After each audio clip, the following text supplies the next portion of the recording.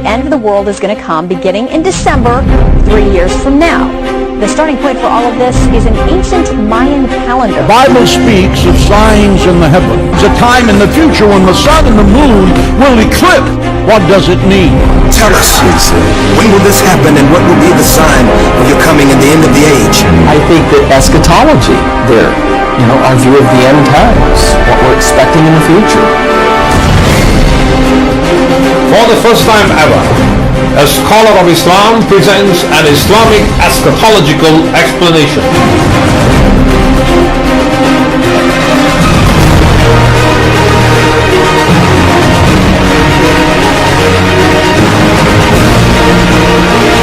The lecture describes some of the political, economic, and monetary strategies employed in the pursuit of that goal, and evaluates those strategies in the light of the Noble Quran and the Hadith of Prophet Muhammad sallallahu alaihi wasallam.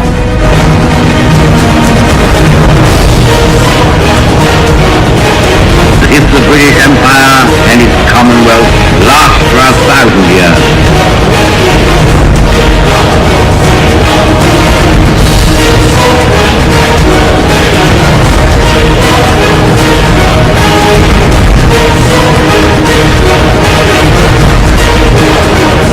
Trade Center in an apparent terrorist attack on our country.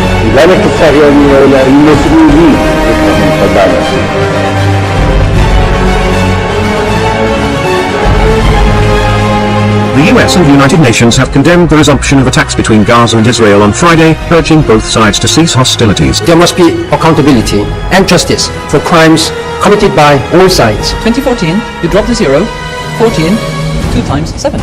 That's just by way of example. A potentially darker future for the US dollar isn't fantasy.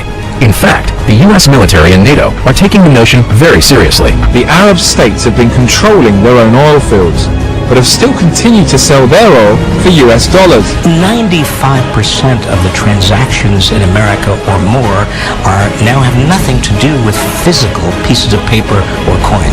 That is now around the corner. Will the end time witness a Muslim-Christian alliance that will successfully liberate the city of Constantinople and so free the Bosphorus from Zionist NATO control? These and many other such issues are explained by Islamic eschatology. This lecture will attempt to present as comprehensive a picture as is possible of the world post-Muhammad.